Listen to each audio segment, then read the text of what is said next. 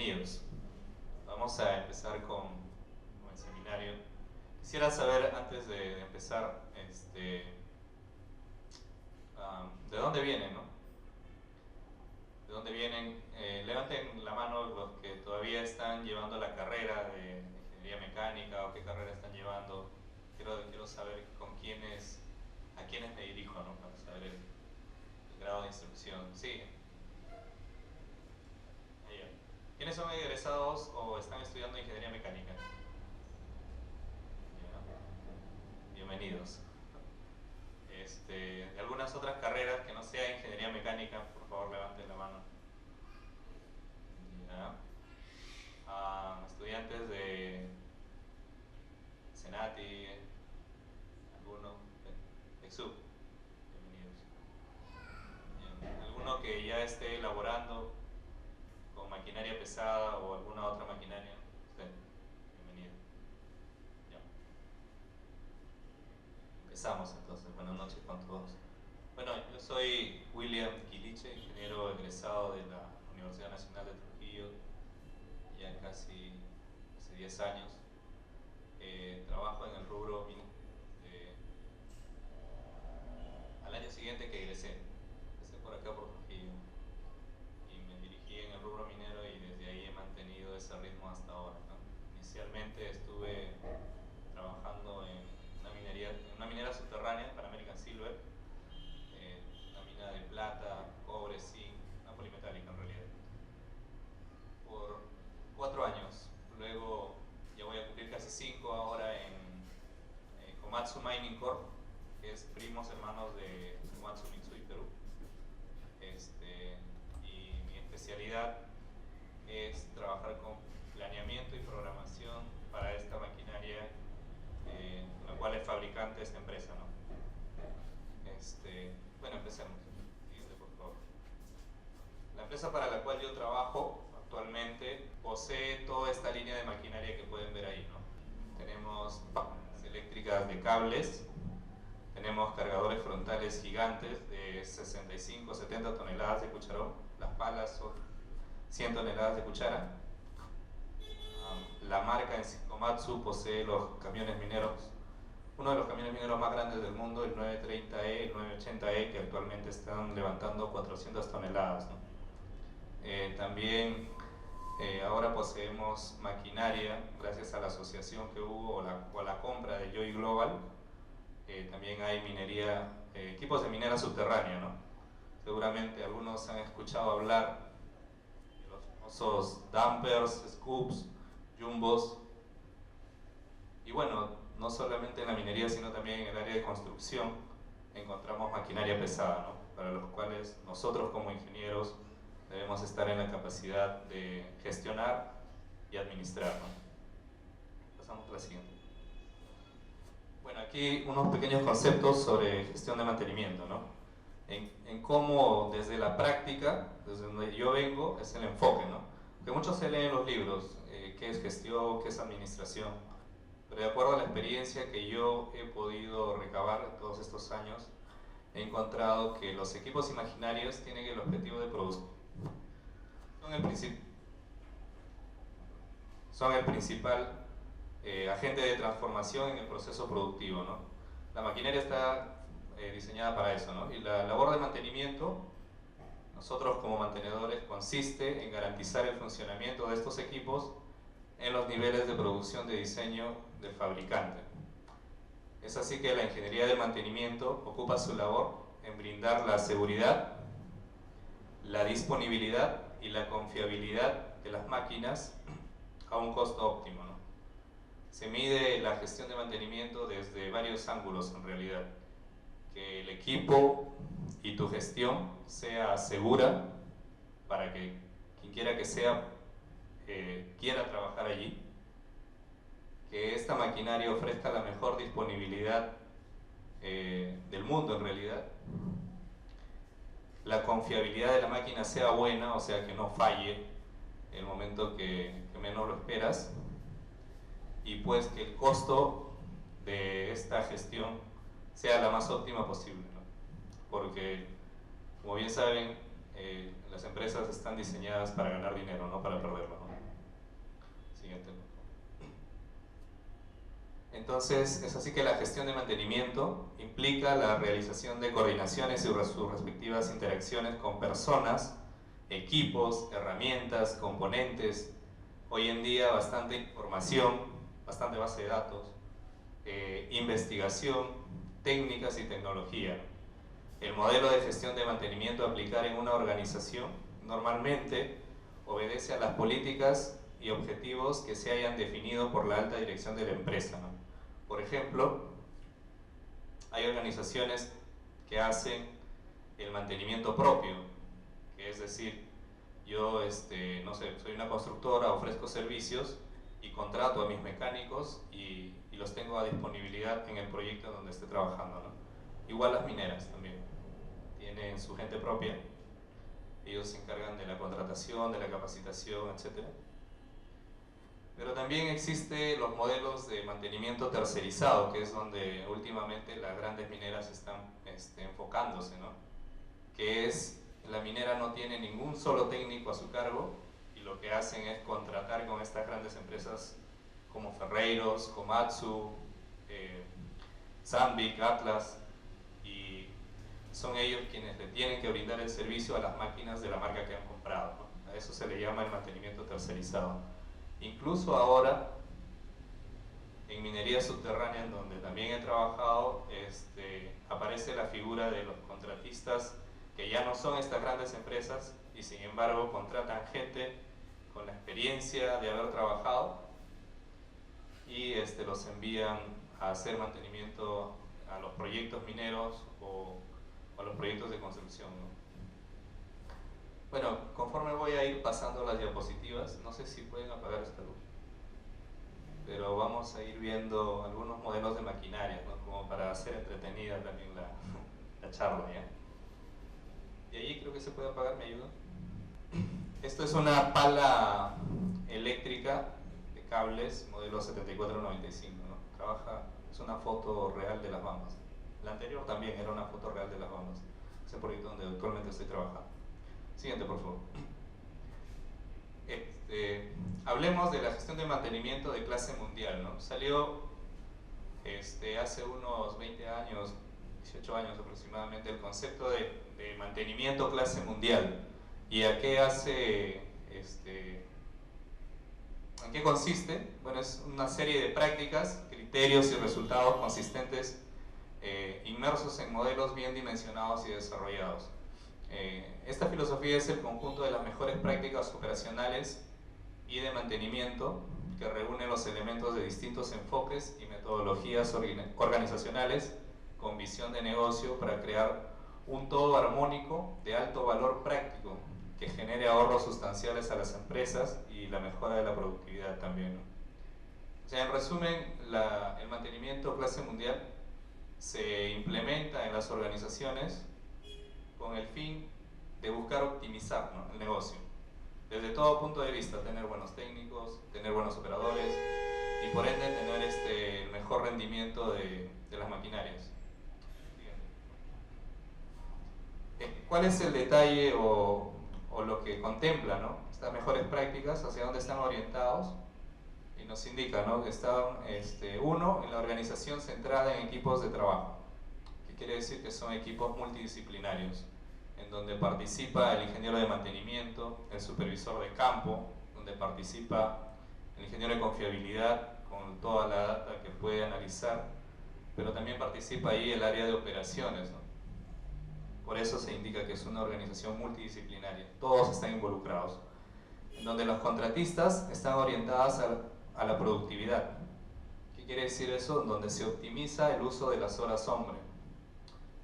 ¿Qué quiere decir esto? Que, como les indiqué en un inicio, los contratistas o las empresas terceras que trabajan en estas organizaciones se tienen que acoplar y hacer un todo con la gente que tenga la misma mina o contrato y hacer que la paralización de la máquina sea la más corta posible. Les comento algo. En el contrato en donde me encuentro trabajando se dimensionó cuánto costaba la hora de parada de máquina, ¿no?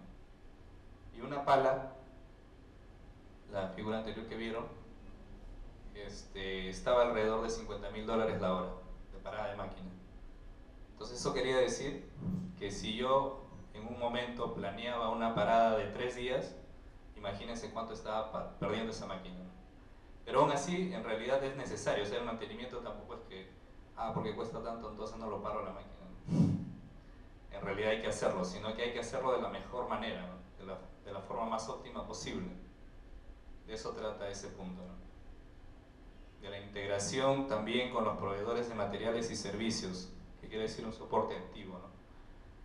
Nuevamente lo mismo, yo no podría organizar un buen trabajo si es que uno de los proveedores, por ejemplo, de algún componente me queda mal, ¿no? Esa parada prácticamente no se va a dar, la tengo que patear o postergar. Bueno, patear es el término criollo en minería, ¿no? La tengo que postergar hasta que ese componente esté disponible en la mina, ¿no? O en el proyecto. Ahora ustedes han escuchado de los grandes proyectos de integración nacional en carreteras, por ejemplo, ¿no? En donde tenemos bastantes equipos pesados trabajando, ya sea cargadores frontales, motoniveladoras. Y, por ejemplo, este proyecto de integración Perú-Brasil, ¿no? ¿Alguno de ustedes ha visto esa carretera? ¿Se ha tenido la suerte de transitar por ahí? Está al medio de la nada, ¿no? O de toda la selva. Llevar un componente desde acá de la costa, ya sea de Lima, ya sea, no sé, una planta en Cusco, llevar un componente hasta esas zonas significaba cuánto esfuerzo, ¿no?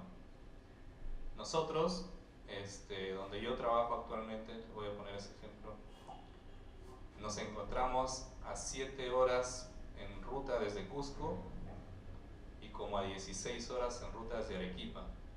Entonces, una falla en estas máquinas, si el proveedor no está alineado a lo que la operación necesita, por ejemplo, ¿no?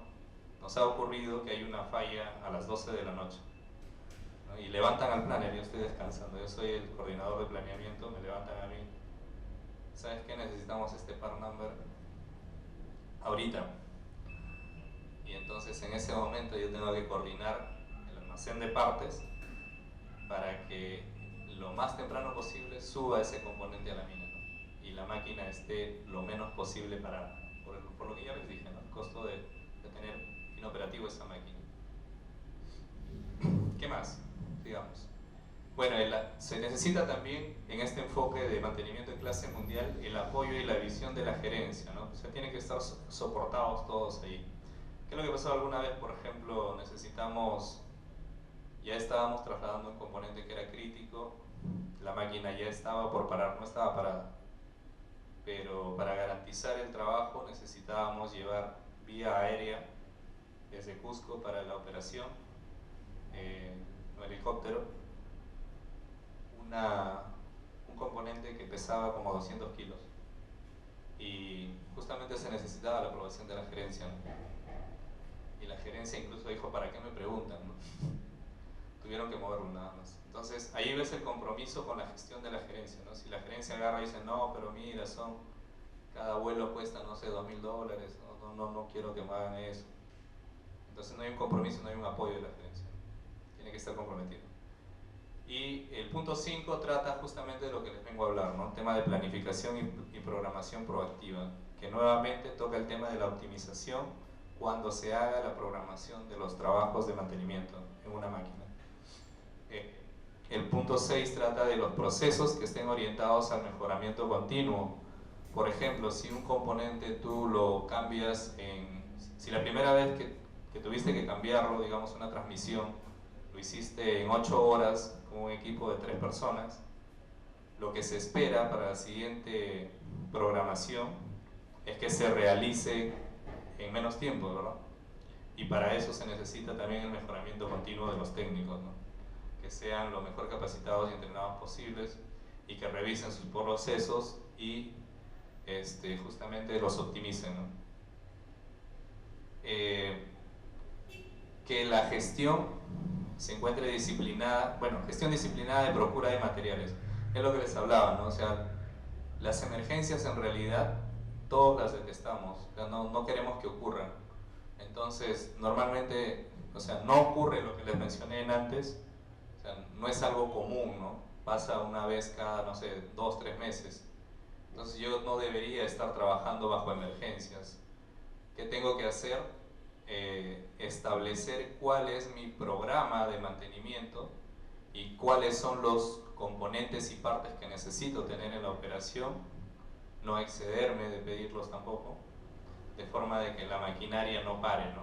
En una obra, entiendo, es lo mismo, ¿no? O sea, si yo tengo solamente 2 cargadores frontales trabajando en abrir una trocha, un contrato de servicios, ya sea con el Estado o con alguna comunidad cercana, el hecho de parar esa maquinaria 2 días me va a retrasar todo el proyecto, ¿no? Y toda la planilla de personal se sigue pagando.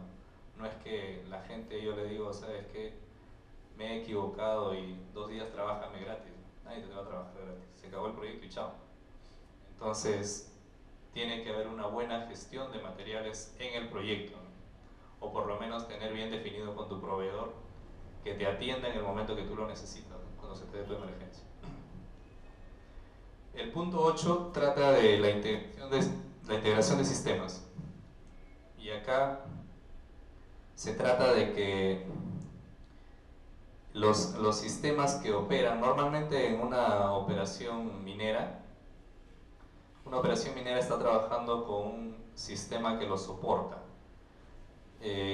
Hablamos de los ERPs que trabajan en diferentes áreas de gestión, ¿no? Finanzas, trabajan con el área de mantenimiento para ver los costos, y el proveedor tiene que estar alineado, ¿no? ¿De qué manera? Yo tengo un componente que lo tengo en la operación, pero cuando ya lo consumo en automático, le tiene que llegar a la orden de compra al proveedor, y el proveedor ya tiene que saber que yo lo estoy necesitando como operación minera, y este material tiene que llegar allí en el momento que lo necesito, ¿no? Cuando yo le digo que lo estoy necesitando. Nos ha pasado muchas veces y hemos tenido que postergar trabajos en donde el mantenimiento se tenía que dar, pero el proveedor no tenía el componente, ¿no? Entonces, eso dice de una descoordinación entre los sistemas de trabajo del proveedor con el de la mina. La gerencia disciplinada de paradas de planta. Bueno, esto aplica para plantas, pero ahorita que hablamos de maquinaria pesada, prácticamente un equipo de estos es una mini planta, ¿no? Siempre se hace disciplinadamente, y cuando están las cosas, cuando está el 100% de las cosas, de los recursos, se realiza la parada de la máquina. Antes no. La producción basada en la confiabilidad significa que en la operación yo tengo que trabajar teniendo una base de datos amplia, que significa el análisis de mantenimiento predictivo, ¿no? O sea, estoy haciéndole monitoreo continuo a todo lo que es transmisiones, a los aceites me refiero, ¿no? Tengo una base de datos con las temperaturas y las tendencias en todo un ciclo de los motores eléctricos que trabajan allí dentro, ¿no? Estoy haciendo análisis causa-raíz a diferentes fallas que me van ocurriendo. Si estas son cíclicas, las vamos analizando, y vamos planificando la producción en realidad basado en eso, ¿no? En cómo va trabajando la máquina. Siguiente, por favor. Bueno, vamos a pasar a hablar sobre el siguiente punto, que era estrategias, pero antes de esto quisiera saber si alguien tiene alguna consulta, ¿no? Al hablar de gestión de mantenimiento.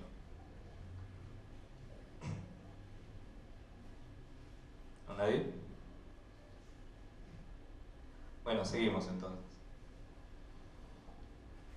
¿Qué significa hablar de estrategias en mantenimiento?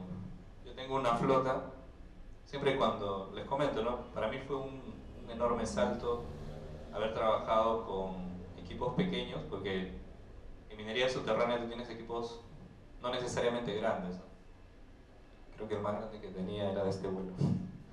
¿Ya? Un dumper que llevaba 10 toneladas, creo que encima, ¿no? tipo un volquete, ¿no? De fuera. Y cuando pasé a trabajar con esta maquinaria de gran minería, tuve un problema porque no es lo mismo que te falle una manguera hidráulica de ese equipo pequeño a que te falle una manguera hidráulica en este otro equipo, ¿no? O sea, yo sabía que en algún momento iba a haber un problema y si no estaba preparado me podía perder el trabajo. Lamentablemente nos enfrentamos a eso, o sea, ese es nuestro día a día. Entonces, como buen ingeniero preparado, decidí hacerle frente a ese problema. Y entonces empecé a analizar, ¿no? Como cualquier empresa lo haría, ¿no? O como cualquier ingeniero bien preparado dentro de una empresa lo haría. Me hice el ejercicio, ¿no? ¿Cuánto cuesta este equipo? 28 millones me dijeron. Había dos de esas. ¿Cuánto cuesta esa perforadora? 7 millones me dijeron. Teníamos 4 de esas. ¿Cuánto cuesta ese cargador? Bueno, no hay el cargador. Otros 7 millones. Entonces teníamos 5 equipos de 7 millones, 35, más 2 equipos que costaban casi 30 más, 60, o sea, casi estábamos administrando 100 millones, ¿no?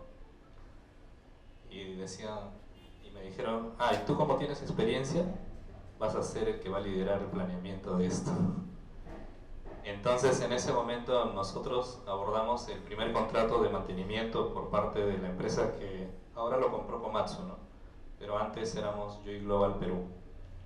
Solamente veía palas y perforadoras. Ahora, como somos Komatsu, ya vemos todos equipos de construcción, palas hidráulicas y camiones. Entonces, el ejercicio no fue tan fácil, ¿no? Fue inmiscuirse, investigar y aprender. Entonces, les voy a ir hablando de mi experiencia para que también ustedes vayan entendiendo lo que acá les voy a ir hablando, ¿no?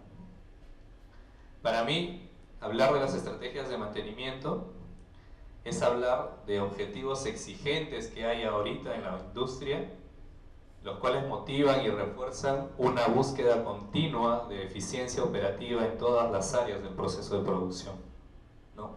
Para equipo móvil, esta búsqueda se basa en 3 factores principales, lo que es el mantenimiento, en lo cual estamos abocados, el diseño y la aplicación de la máquina, ¿no? Cada una de estas 3 áreas debe ser considerado y administrado efectivamente para optimizar la productividad de los equipos. Para el caso de equipos de minería, la clave del éxito es una sólida asociación entre clientes, distribuidores y el fabricante. Bueno, eso es el punto de vista del fabricante, ¿no? Siguiente, por favor. ¿Cómo se plantean las estrategias de mantenimiento?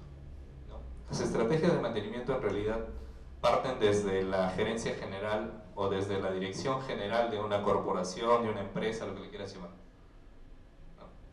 Si el gerente, como inicialmente les dije, dice, no, vamos a hacer mantenimiento propio, entonces nos olvidamos de los contratistas, ¿no? Asumen ellos y esas políticas van a pasar por el área de finanzas, diseño, el propio planeamiento de las operaciones, no es el planeamiento de mantenimiento. Luego pasa las políticas también por cómo vamos a hacer el mantenimiento y por cómo vamos a hacer la logística. Cuando haces el mantenimiento tercerizado, por ejemplo, en lo que es logística y mantenimiento, se involucra mucho al fabricante. En la manera en que si tú tienes una falla que es compleja, tú haces un contrato de servicios con el fabricante y este fabricante te tiene que responder por todos los problemas que ocurran. A nosotros nos pasó un problema bastante serio con el tema eléctrico. Estos equipos, estas palas trabajan con 7200 voltios, se consumen más o menos 4 megavatios en el arranque, o sea, casi medio Trujillo, ¿no? Consume eso. Y en la operación normal están consumiendo 2.8 a 3, me parece, megavatios, ¿no? Entonces, la calidad con la que la energía es suministrada en ese punto por la distancia y por todas las máquinas que interactúan no necesariamente es buena. Tuvimos un problema de calidad de energía. A los 2 años de operación se nos paró una máquina. Y era bien peculiar porque arrancaba, trabajaba un rato y paraba nuevamente, ¿no? Nuestro especialista que teníamos en el proyecto ya no daba con la falla. O sea, es que no sé cuál es el problema, necesito que venga alguien más especializado. Y llevaron gente de Lima, me acuerdo. Al segundo día fue gente de Lima, los llevaron en helicóptero, urgente para solucionar el problema. Tampoco pudieron. Llevaron gente de Chile, porque en Chile esta marca tiene equipos trabajando muchos más años, ¿no? Tienen como 20 años ahí. Igual, tampoco pudieron. Llevaron a gente de fábrica, el que había diseñado la máquina en las fábricas subió a la mina. Ya era como el 10.º día y no podía solucionar la falla. Llegó un compañero de la misma marca, pero que trabaja en Australia, ¿no? Fue, agarró y dijo, ay, a este problema, ¿saben qué? Córtenle un cable, tiene mucha extensión de cable. Más o menos los cables allá los empatan a 200 metros, o 300, no me recuerdo bien.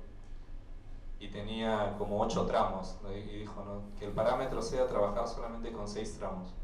Le recortaron 2 tramos, movieron la subestación y el equipo empezó a trabajar, ¿no? Y ahí nuevamente reza el dicho, ¿no? Lo que tú ganas no te lo ganas por lo que haces, ¿no?, sino por lo que sabes. Y bien premiado, ¿no? Se fue en aplausos el Colorado. Bueno, nuevamente, una anécdota para comentar. Entonces las políticas son las que van a definir cómo tú vas a trabajar tus estrategias para mantenimiento, porque va a depender si tú trabajas con mantenimiento propio, con mantenimiento tercerizado, con mantenimiento parcial. Y va a depender también del factor económico. Cuando quieres ganar, de hecho haces un análisis económico para ver cuánto es tu rentabilidad, ¿no? El factor de rendimiento, que va asociado a la productividad, la rentabilidad y también los factores de seguridad. Siguiente. Estas estrategias van definidas en los siguientes niveles, ¿no? El nivel puramente correctivo, o el cual es el concepto de no reparar o demorar la reparación, ¿no?, pero sin hacer monitoreo. Y ese es un mantenimiento muy muy básico, ¿no?, muy regresivo. El mantenimiento que está basado en los costos. ¿Qué quiere decir? Que no hay que intervenir hasta que falle, ¿no? Es el mantenimiento reactivo.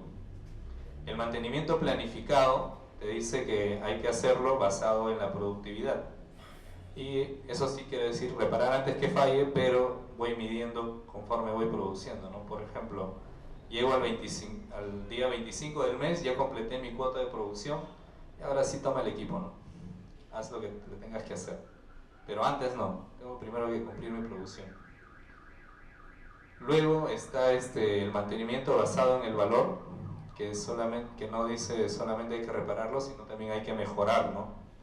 Eliminar los defectos o eliminar la causa raíz de las fallas.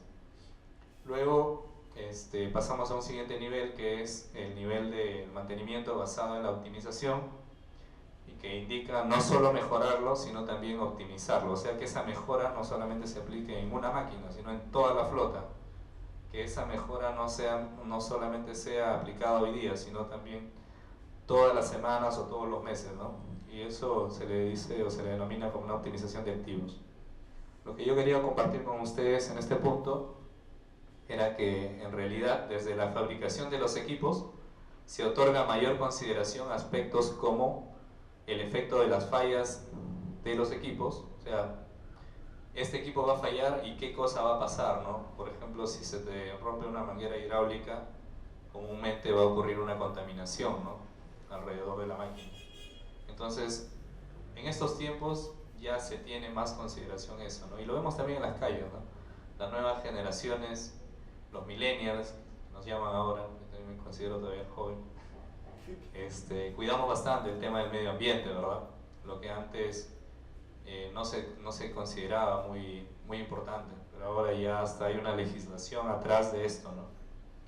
el tema de la seguridad, porque como les decía, hay muchas corporaciones, por ejemplo en lo que es el negocio del cobre, que se maneja la frase te compro el cobre pero que no tenga sangre, ¿no? O sea, no puede ocurrir que tú me vendas cierto tonelaje, que en ese proceso productivo haya ocurrido una muerte o una pérdida de algún miembro de tu cuerpo, ¿no?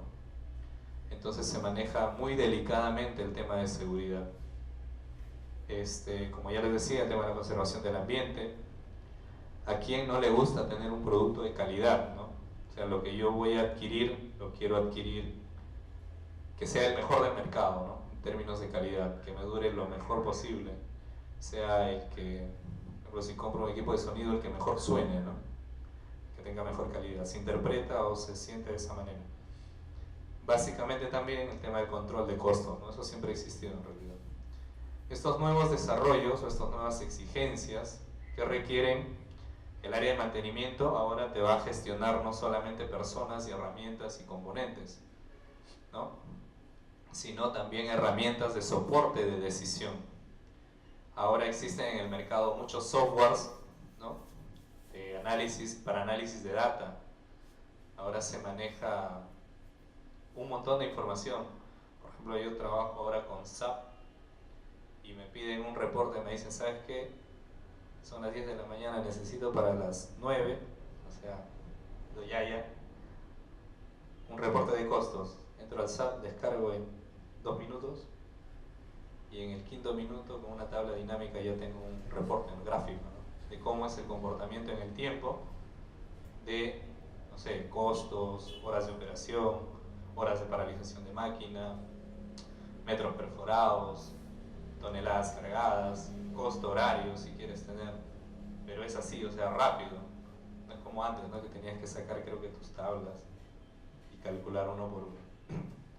Ahora hay nuevas técnicas de diagnóstico, lo que se le llama el monitoreo remoto también. Por ejemplo, ahí el amigo que viene de TechSoup, ¿cuál es el famoso software de detección de fallas en los equipos Caterpillar? El IT, ¿verdad? Entonces, ahí así, o sea, ya los fabricantes tienen sus propios sistemas en donde tú vas con una laptop, te conectas y ya sabes qué tiene el equipo. Así de rápido. Ya está mapeado, ¿no? Direccionado. El cargador más grande del mundo, que es el de Tornado 2350, tiene un sistema igualito que tú entras para la máquina, el operador llama, sube el mecánico, entra a un monitor tipo laptop digital y el mismo sistema te lleva y te dice dónde está la falla. El mecánico baja, después de haber visto dónde está la falla, hace un ajuste, cambia un componente o un repuesto y el equipo sale operativo. Eso ya es tecnología de este signo. Y todavía va a seguir mejorando, porque actualmente, más que eso, tenemos el monitoreo remoto. Un satélite transmite hacia una central de análisis de datos todo lo que está pasando en la máquina. Por ejemplo, las palas, con las cuales nosotros trabajamos, tiene por lo menos unos 250 a 300 parámetros de monitoreo de los diferentes sistemas. Presión, temperatura, amperaje, voltaje, temperatura, ¿no? Contaminación de aceite, campo magnético, de diferentes componentes, en donde un ingeniero analista tiene su asistente que le transforma los datos a gráficas y desde una central en La Joya, Arequipa, sabe qué es lo que está ocurriendo en la máquina que se encuentra en Las Bambas, en otra máquina que se encuentra en Antamina, en otra máquina que se encuentra en Cerro Verde, a la misma vez, al mismo tiempo. Y es más, tiene parametrizado el valor en el cual es una advertencia o el valor que es crítico, por ejemplo, de un valor de amperaje, el cual te va diciendo que ese motor posiblemente se va a quemar. Nosotros estamos en la operación de lo más tranquilos y nos llaman, ¿no? Oye, por favor, vayan a revisar el motor tal. Y a veces, como no hay mucha costumbre, porque eso recién se ha implementado, nosotros decimos, no, está loco. Llamamos al operador y efectivamente, ¿no? La máquina tiene un problema, me parece, en su pantalla del operador, una alarma, ¿no? Bueno, y ordenamos al técnico que vaya, investigue qué es lo que está pasando, si es un problema grave, lo soluciona, ¿no? Eso es lo que ya se tiene hoy en día, ¿no? Una ayuda bastante importante para realizar la gestión de mantenimiento ahora. Eso es lo que, adicionalmente a esto, ya el diseño de equipos considera la confiabilidad y la mantenibilidad, ¿no? Lo que se llama ahora el diseño modular, ¿no? ¿A qué se refiere esto? Ustedes han visto los Legos, ¿verdad? Los Legos tú armas, desarmas, haces lo que quieras. Las máquinas hoy en día te permiten hacer esto también. Tú necesitas desmontar cualquier componente en cualquier ubicación de la máquina y es fácil hacerlo. Sobre todo en estas máquinas grandes que es importante hacerlo rápido, ¿no? Antes no era así.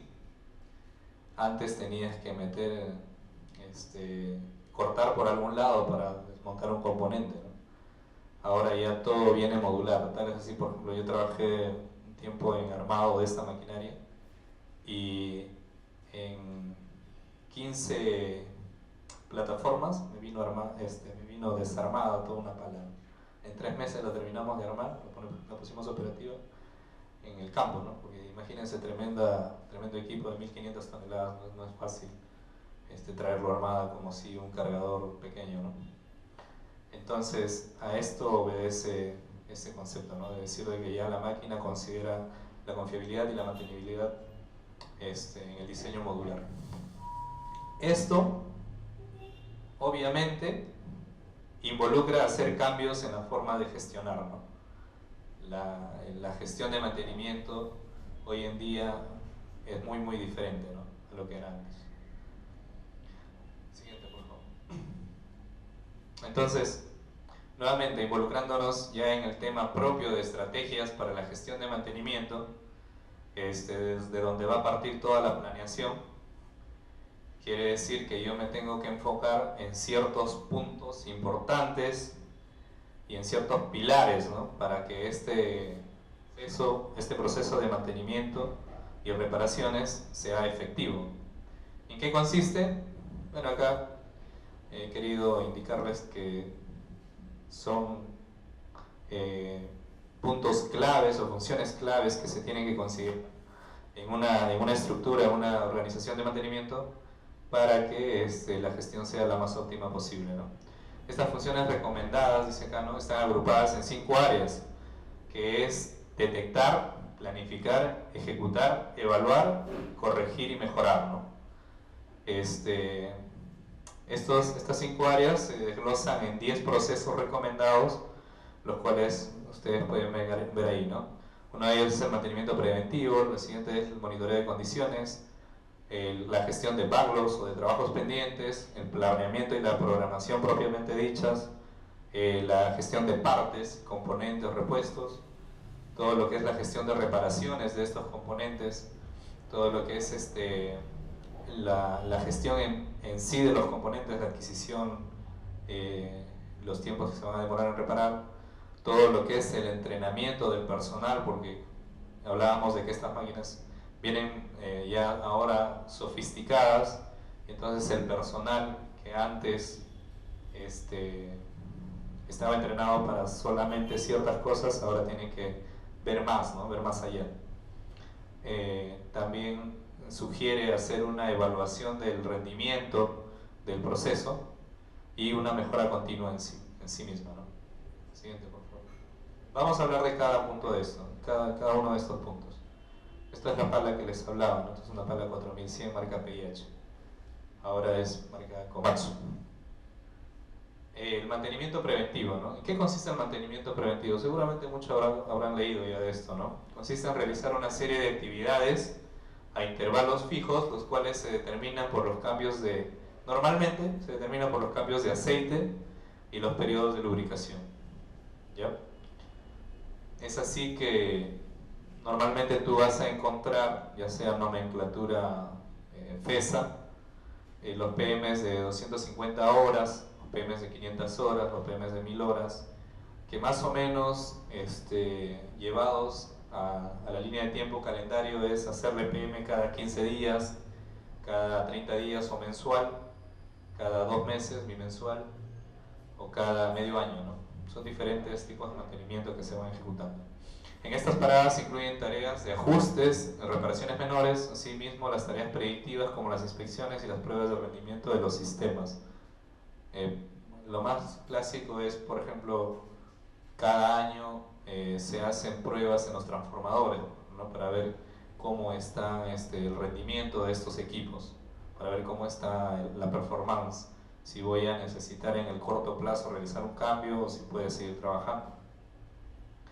Cada una de las actividades incorporadas en los servicios de mantenimiento preventivo deben estar completamente planificadas, ¿no? Como les decía inicialmente, no puedo lanzar un plan así vago, ¿no?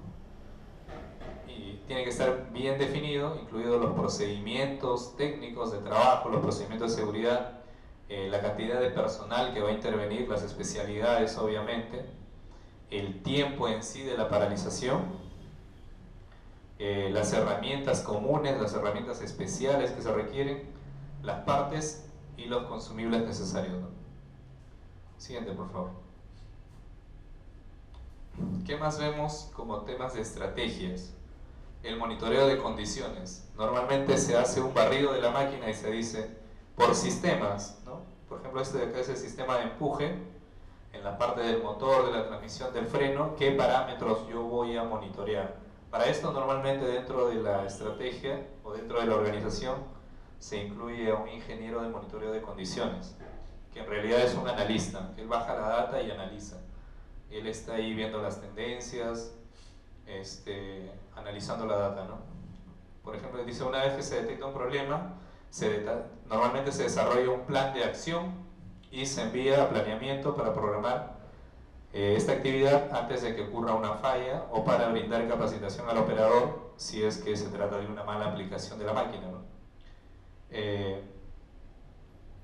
Así como para ajustar la estrategia de mantenimiento de una máquina. ¿De qué manera? A veces nosotros tenemos una actividad que dice, ¿no?, inspeccionar la transmisión de empuje, pero para el técnico inspeccionar a veces es ir, la mira, está bonita, va a la cartilla de mantenimiento y le pone un check. Y a veces eso se identifica cuando estamos en análisis de toda esta data y viene un parámetro mal o fuera de lo esperado, ¿no? Fuera del estándar. Y decimos, oye, pero acá dice que el mecánico lo ha inspeccionado. Ah, lo que pasa es que la cartilla no dice que tiene que ver cómo está el juego axial de un eje, no sé, ¿no? O de cómo ha visto el engrase del rodante. Entonces la pauta de mantenimiento se tiene que corregir. Entonces en la ficha que sale a campo, vamos a la base de datos, corregimos y ya le incluimos no solamente la inspección visual, sino también que compruebe una medida más, ¿no? Eso se refiere con que se tiene que ajustar la estrategia de una máquina. Entonces, las técnicas, hay muchas técnicas en realidad de monitoreo, pero entre ellas las que se pueden abarcar y aplicar a la maquinaria pesada son las inspecciones tipo de desgaste, tipo fisuras, ensayos no destructivos, alineamientos, videoscopías, vibraciones, también análisis de los fluidos y la filtrografía, que es ver la contaminación, el grado ISO del aceite con el cual está saliendo a las horas que estás muestreando, la viscosidad de este aceite, el TBN, los ppm, ya sea de fierro, cobre, sílice, aluminio, dependiendo de los componentes que tenga, ¿no? También el monitoreo de condiciones, como les comentaba temprano, hace un momento, se revisa los datos electrónicos de la máquina, ¿no? Lo que está arrojando, presión, temperatura, amperaje, voltaje, tiempo de los movimientos para ver si algún sistema está lento. También se ve las condiciones del sitio o la aplicación en la cual se está trabajando la máquina. Por ejemplo, ¿no?, la granulometría, en lo que es las voladuras de de las minas, ¿no? La dureza del terreno y la pendiente de acarreo, a veces hay cosas que corregir ahí. El historial de las reparaciones y los backlogs. ¿Por qué hace esto el ingeniero predictivo? Porque está viendo si hay una falla que es común o está ocurriendo con un ciclo de frecuencia, ¿no? Está ciclando. Siguiente, por favor. Otra estrategia para el para el óptimo rendimiento de las flotas es gestionar muy bien el backlog, ¿no? ¿A qué hace referencia esto?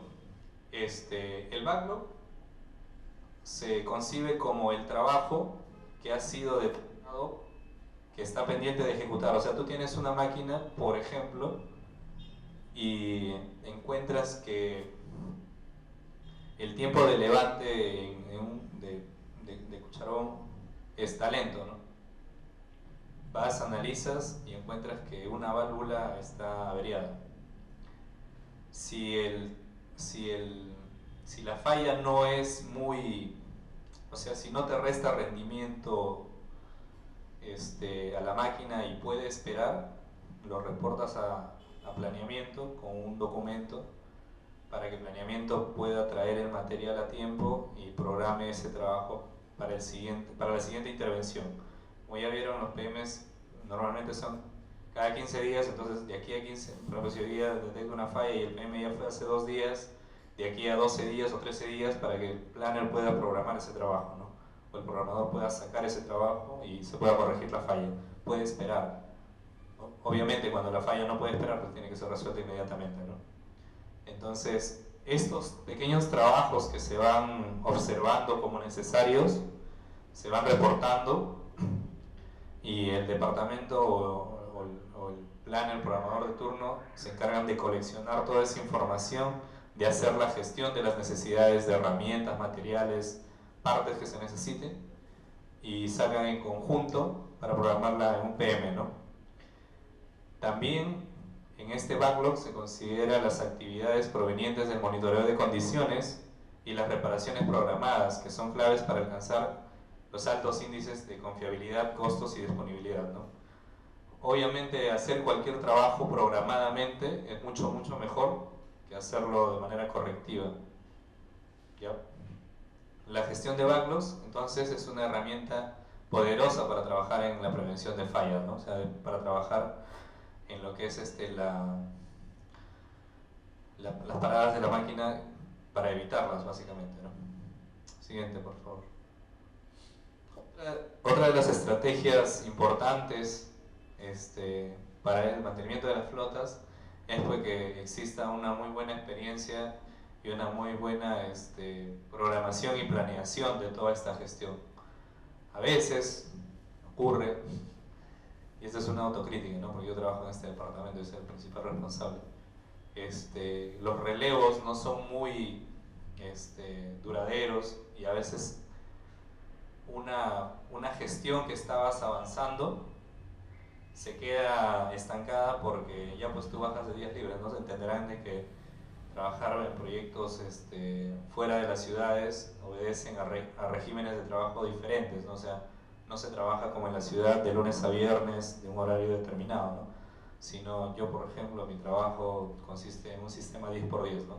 Estoy 10 días en operación al 100% y los 10 días que no estoy se queda alguien. Entonces, ese alguien, si es que yo no he tenido la fineza de detallarle toda mi gestión, él no la va a continuar y viceversa, ¿no? Si esta persona cuando se va de días libres a su casa no tiene el tino de relevarme detalladamente todos los trabajos que él está haciendo seguimiento, obviamente pues no se va a llevar una buena gestión, ¿no? Ya nos ha pasado, así que preferimos hacer un buen relevo. A veces, como le digo a él, ¿no? Que converso contigo más que con mi esposa, ¿no? Porque él está continuamente llamándome y yo también le estoy relevando toda la información necesaria para que esta gestión sea lo más óptima posible, ¿no? Entonces, leyendo esta parte, la filosofía del mantenimiento, como buenos ingenieros, debe ser reparar antes de que falle, ¿no? Que la máquina no pare por una falla, sino de manera programada.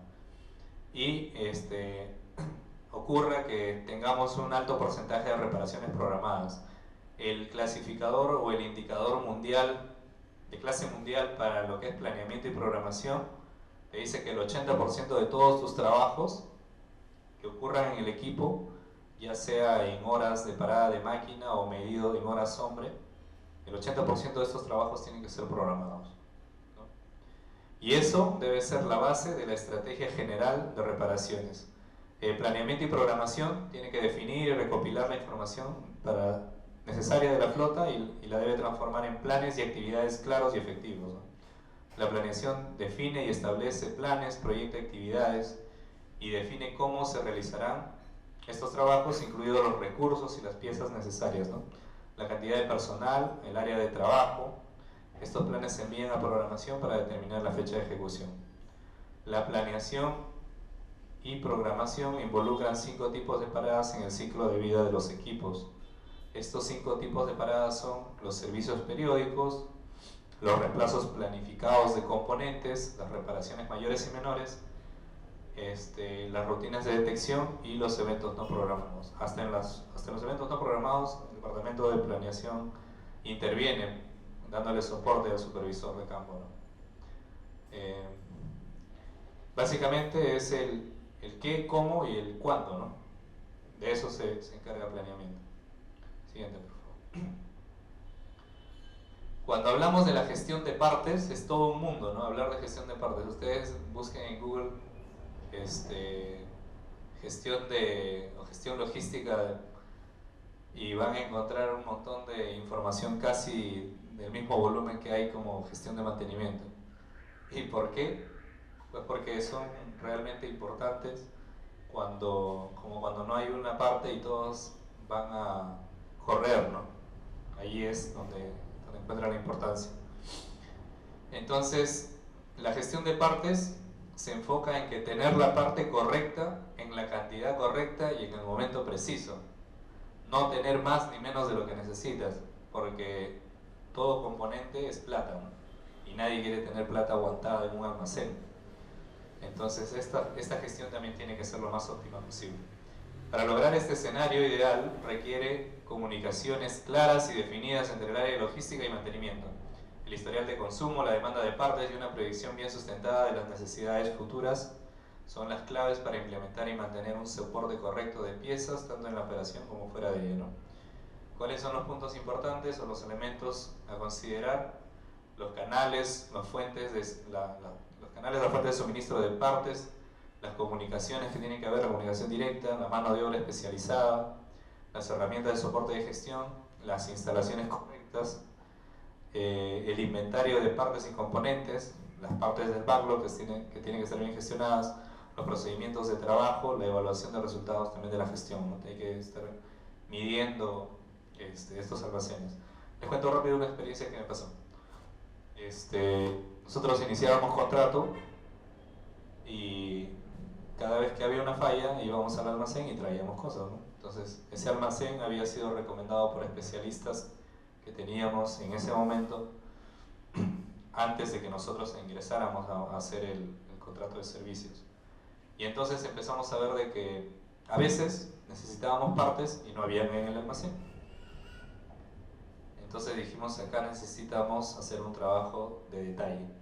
Fuimos al manual de partes, entenderán que esta máquina tiene como 1800 páginas, su manual de partes, ¿no? Y entonces empezamos a revisar sistema por sistema qué era lo que realmente necesitábamos tener.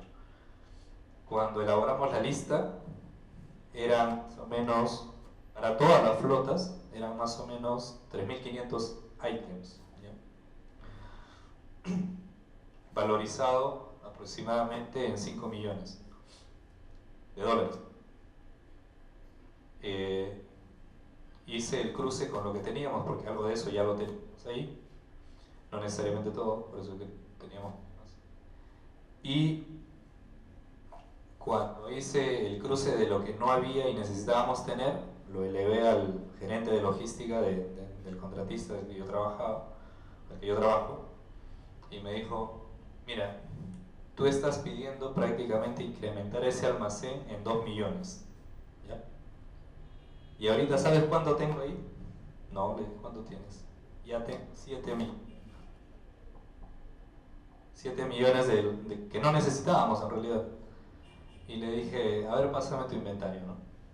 Revisamos el inventario, tenía un transformador, era el primer año de operación, un transformador más o menos te debería estar durando 8 años, ¿no? Entonces el primer año, ¿para qué necesito un transformador? Le dije, ¿no? Devuelve, véndelo a otro lado, no lo quiero. Y méteme estos 100 ítems que cuestan $50. Sensores, cositas pequeñas que te paran la máquina, pero los necesitas tener, ¿no? Y fue así, ¿no? Empezamos a hacer toda la gestión, pero lamentablemente ese contrato ya tenía una firma, así por el más aquí en Perú de mi empresa, y una firma por el más de la mina, y esas cosas tenían que respetarse. Entonces a veces te encuentras con problemas de ese tipo, ¿no? ¿Cómo los solucionas? Es ya tu habilidad de gestión, ¿no? Había que conversar internamente, o sea, más abajo de esas firmas, de hecho de que la contraparte de mantenimiento también estaba de acuerdo en que necesitábamos tener otras cosas, ¿no? Después de 3 años ese almacén se ha ordenado. Después de 3 años ese almacén solamente tiene 2 millones y algo. Y son más o menos el 85-90% de las partes que necesitamos tener en la mina, ¿no? De hecho que hay otro grupo fuerte que le hemos dicho a la mina, ¿sabes qué?